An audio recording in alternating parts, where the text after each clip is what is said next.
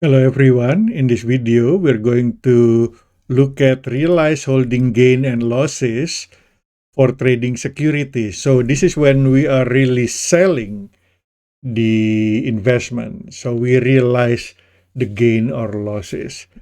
If you remember, we have Adams bonds with $40,000 face value. The price was 39,000. The discount is 1,000. The coupon rate is 9% or semi-annually 4.5%. So the interest payment is 4.5% times 40,000, 1,800. And then Birch bonds, 15,000. Purchase at par, so 15,000. No discount, 10%. 5% semi-annually. Interest payment is 5% times the face value, $15,000. And when we bought it, the value was $54,000. And then we amortize, we adjust with the fair value, we amortize again, we adjust with the fair value again at the end of year 2. Okay. And if you remember, at the end of year 2, okay, this is our amortization last time. The value of Adam is 41,100. So let's put it there, 41,100. And then the value for Bert was 15,500. No amortization for Bert. Okay, so the total is 41,100 plus 15,500, 56,600. So by the end of year 2, this is the adjustment that we made in the previous video. Okay, we reduce the value of our investment by $1,100. Okay, now on January 1st, year 3, Ken sold the entire investment in Adam Company's bonds for $41,000. So the fair value is 41,000. Oops, not that one. The fair value is 41,500, and the selling price was only 41,000.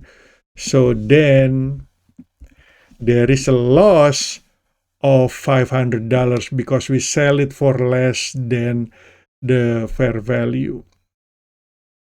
Okay, so we are going to recognize.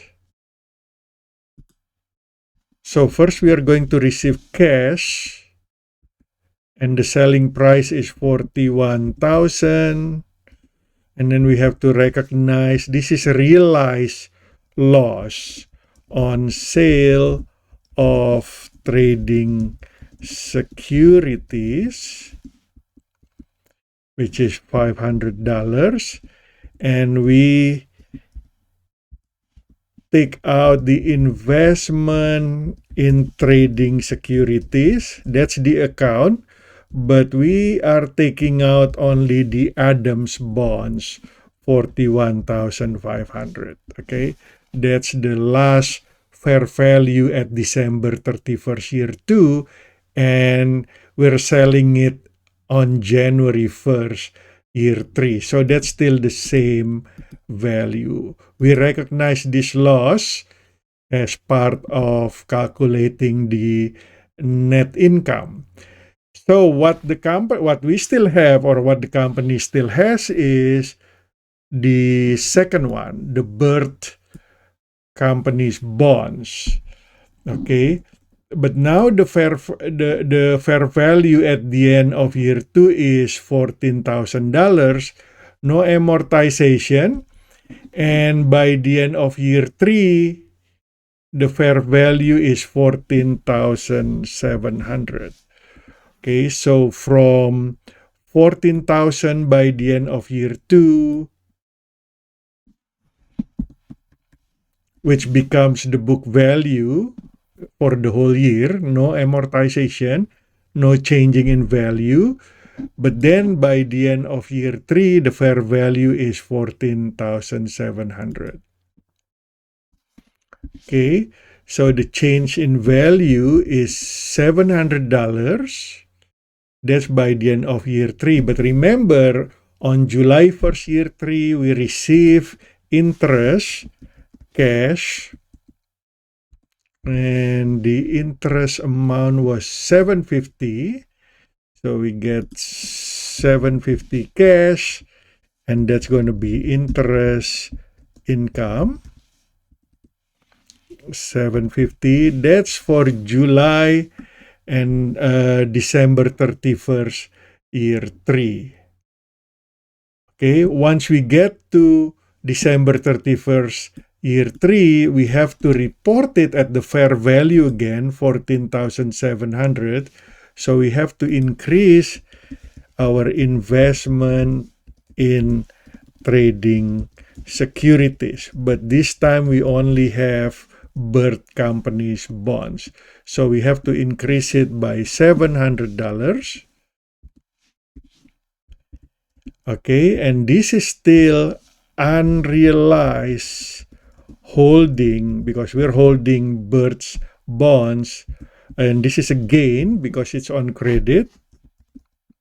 The title is still gain or loss depending where you put it from trading securities. And remember, this is only a temporary account used to calculate net income, but it will be close to retained earning at the end of the year. Now, the year 2 unrealized holding gain and loss have been close to retained earnings. Year 1 was close to retained earnings.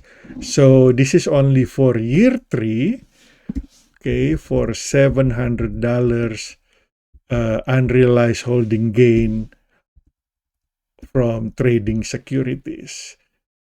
Okay, that's how we prepare the journal entries for realized holding gain and losses when we really sell our investment at a price higher or lower than the book value.